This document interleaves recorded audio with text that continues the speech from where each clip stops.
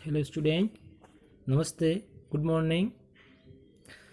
आज का हमारा टॉपिक रहेगा क्लास फिफ्थ में हिंदी में रहेगा हमारा टॉपिक खिलते और खिलते फूल का भावार्थ। नवयुग के तुम नए शिष्य हो, बड़ो भारती के आंचल में। नवयुग यानी नया संसार, नए संसार की तुम भावी पीढ़ी हो। कवि यहाँ कहना चाह रहा है कि आप लोग हैं वो आने वाला जो समय है उसके नई पीढ़ी हो। बड़ो भारती के आंचल में, भारती यानी भारत माता, तो भारत माता के आंचल में रहते हुए हर दिन दूने रात चौगुने जीवन की डाली पर झूल। दिन दूने रात चौगुने यानी बहुत तरक्की करना, यानी अपने जीवन में हमेशा बहुत तरक्की करते रहते हुए नभ में फहरे सदा तिरंगा, बहती रहे देश में गंगा।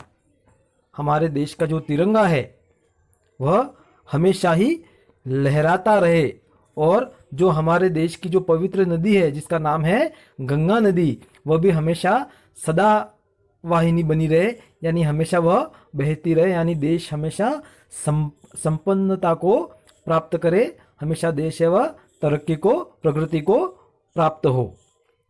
देश की सतरंगी धरती, हर भारतवासी की माता।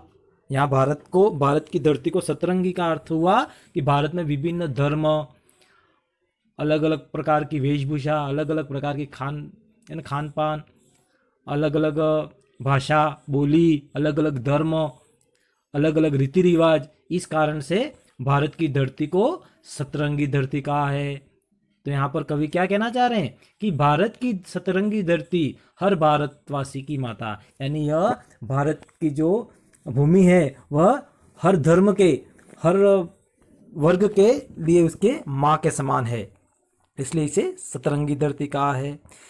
इसे कभी मत जाना भूल, यानी इस धरती माता को कभी भूल मत जाना, इसके लिए हमेशा, इसकी तरक्की के लिए, इसकी रक्षा के लिए सदैव तैयार रहना, ये कविवर यहाँ पर कहना चाहते हैं।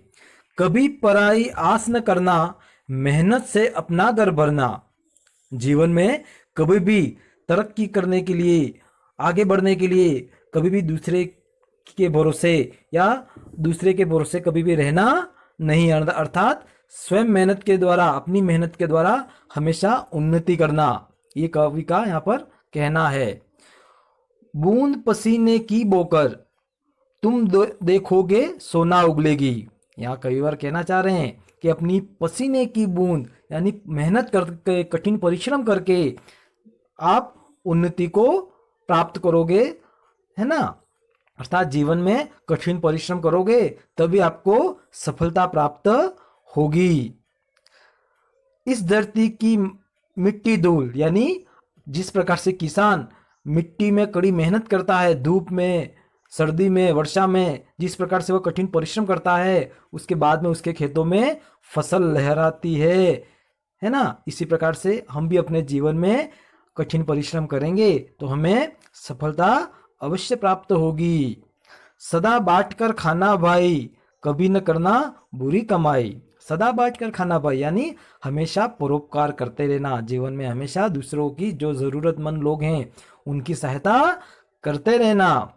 कभी न करना बुरी कमाई, यानी कभी भी ऐसा कार्य न करना जिसके माध्यम से हमें गलत मार्ग पर जाना पड़े, या कोई ऐसा कार्य करना पड़े जिसके माध्यम से किसी दूसरे की हानि हो। हंसकर फूल खिलाते गाते हिलमिल कर रहना जीवन में, यानी जीवन में फूलों की तरह हमेशा हंसते खिलते रहना चाहिए, यानी हमेशा सबके साथ में हंसते मुस्कुराते, किसी के साथ में भेदभाव नहीं करना और मिलजुल करके रहना, सभी के साथ में, जीवन में हमेशा सबके साथ मिलजुल करके एक दूसरे की सहायता करके रहना चाहिए। पथ में कभी न बोना शूल, यानी कभी भी किसी के जीवन में कठिनाई उत्पन्न नहीं करना, हमेशा सहायता करना। यहाँ पर कविवर क्या करें कि किसी के भी जीवन में, पथ यानी जीवन से संबंधित दे रखा है, पथ का अर्थ होता है रास्ता, लेकिन यहाँ पर कविवर कह रहे हैं कि कभी भी दूसरों के जीवन में कोई भी कठिनाई उत्पन्न नहीं करनी चाहिए, किसी के लिए हमको उसके लिए बुरा सोचना नहीं है, किसी का बुरा नहीं करना है। बोलो मीठे बोल आम से, है ना। जैसे आम का जो फल होता है वो कितना मीठा होता है, वैसे ही हमें भी मिठास घोलनी है लोगों के जीवन में। जैसे आम है वह लोगों के जीवन में मिठास घोलता है, वैसे ही आम के फल के समान हमें भी लोगों के जीवन में मिठास घोलनी है, सबके साथ में अच्छे बन करके रहना है।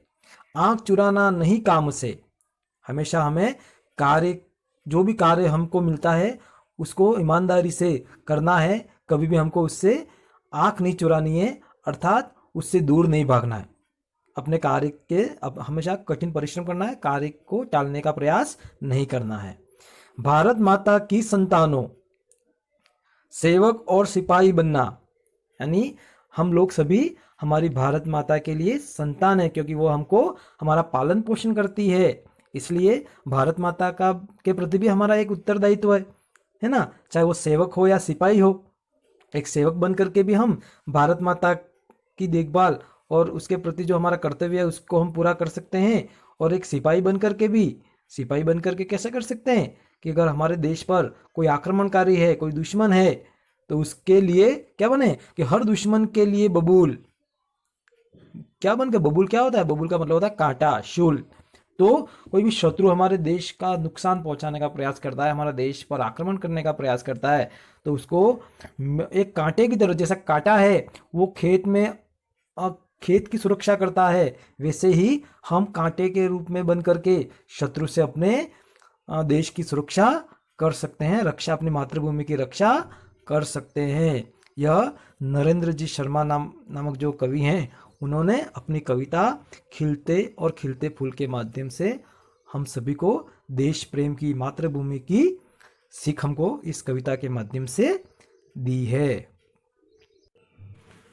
हाँ, तो मैंने पूर्व कक्षा में खिलते और खिलते फूल के शब्दार्थ लिखने और लर्न करने का होमवर्क आपको मैंने दिया था, जो कि आपने इसे लिख भी लिया होगा और लर्न भी कर लिया होगा। आगे सामने स्क्रीन पर जो आपको क्वेश्चन दिख रहे हैं, इन क्वेश्चनों को हल करने से पूर्व मैंने आपको जो भावार्थ आपको समझाया है, उस भावार्थ को आप 2 या 2 से अधिक बार आप इसको सुनेंगे और समझेंगे, तो आप इन प्रश्नों को आसानी से हल कर पाएंगे। इसलिए आपको भावार्थ को 2 या 2 से अधिक बार आपको सुनना है और समझना है। साथ ही स्वयं को भी यह प्रयास करना है कि वह कविता को पढ़ने के साथ साथ में उसका भावार्थ कर सकें। सामने स्क्रीन पर दे रखे प्रश्नों को आपको अपनी वर्कबुक में हल करना है, और यदि वर्कबुक नहीं हो तो आपके पास में जो नोटबुक अवेलेबल है उसमें भी आपको सॉल्व करके मेरे व्हाट्सएप नंबर पर होमवर्क पूर्ण करके सेंड करना है। डियर स्टूडेंट, जो भी मैंने आपको वीडियो के अंत में जो भी होमवर्क दिया है, उसको आपके सामने जो स्क्रीन पर जो नंबर है उस पर आपको मुझे सेंड करना है। नमस्ते।